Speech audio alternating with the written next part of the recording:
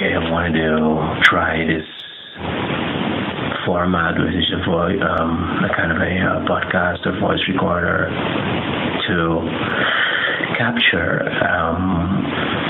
what I would like call these moments of clarity, if you wish. But I just looked at a video, a cartoon called Man by Steve Cutts, if I'm not mistaken, in which man is depicted as this predator being that just from the time man arrives here until now has basically just eaten and used up everything man has come across. And the reflection that befell me is that really that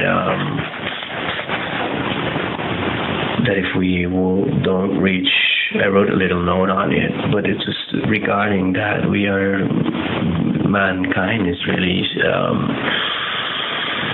stuck between two worlds, and a lower world which is much more reptilian, which is what we call the reptilian brain, which is completely blind to self-awareness. This is how far we have been able to track or understand psychology, the reptilian psychology, and then at the higher levels you would have a level of wholeness where everything would be self, and then man would be like in the middle, in which we would have the tendency towards the lowest levels to become completely reflexive, obviously towards the levels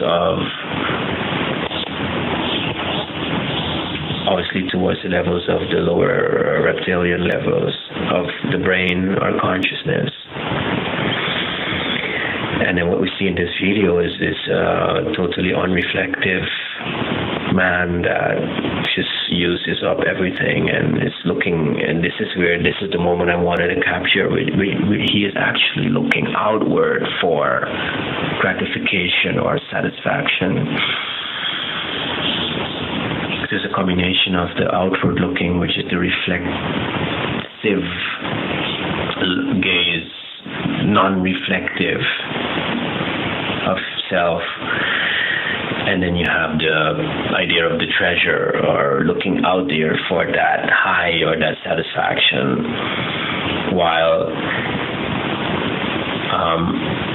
I think 2 days ago I made a post in which I said that what we are really experiencing is our experience, and so this reflexive mind will look outward to change the surrounding in order to get the change of experience, while we need to change our experience to change the surrounding, because what we are experiencing is really our interpretation of the surrounding. This is which is, and I more or less like tongue-in-cheek refer to it as real tourism, meaning real tourism would be not going on an external tour, but on an inner tour. And this is, I think, where, and then this is what really connected this up, wired this up, was hooked this up for me, was when then I started explaining the difference between the diamond, the true diamond, which is the way the self with a capital S is always depicted, and the false diamonds. I recently did a piece on a video of Rihanna on diamonds, and I was like telling my daughter, explaining her that the true precious stones, they radiate a light from inside, so they in some way or form have achieved to capture that light, while the false stones are just reflecting the light. It's not coming from inside, it's just a reflection, like a mirror.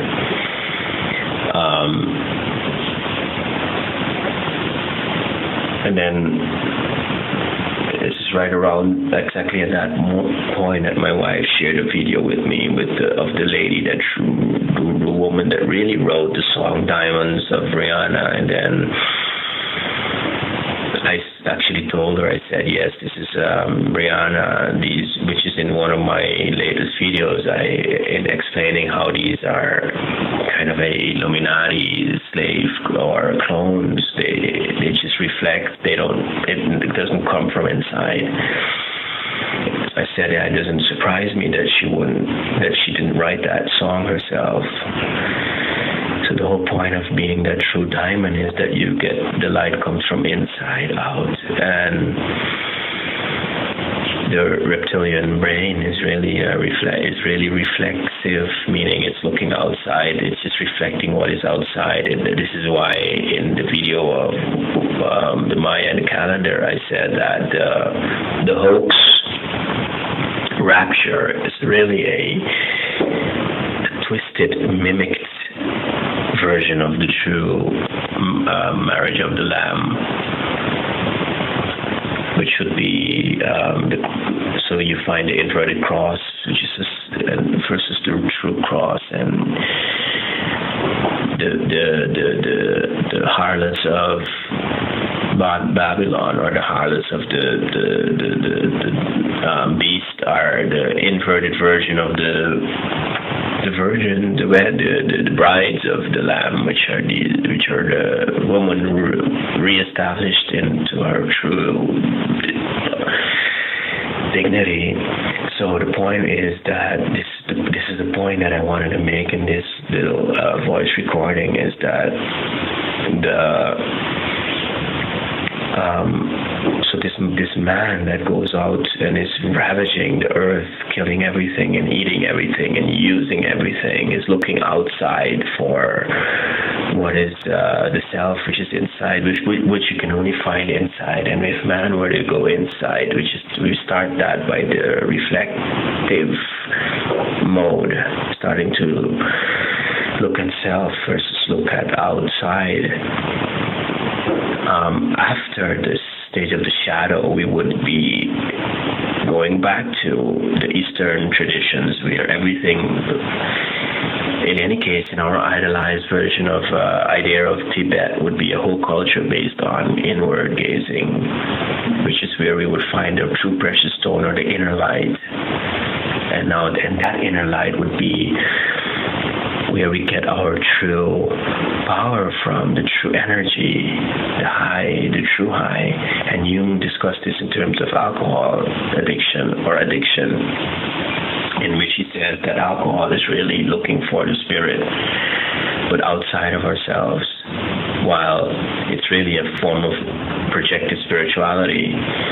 If you look at this world, what it is we're just addicted to things outside of ourselves, which is a projection of the self. Everything is a projection of the self. The house, the car, the presence, the big job. It's all looking for that self, the true treasure, which is really only to be found inward. So the whole culture now is this reptilian culture, where we look outside for the high, which is the spirit, while when we to look for the true light, the inward light, the true diamond, would be looking for it inside and going via the shadow work. And then we can do the meditation work, which is going to the deeper layers and find self, and which is when we are in touch with self, we are truly blissfully happy, meaning without a cause.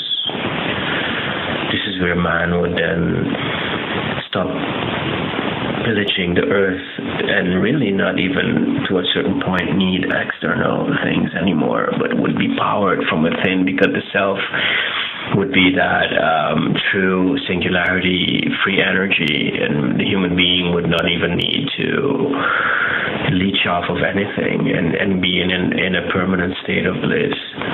This is the change that we need to make now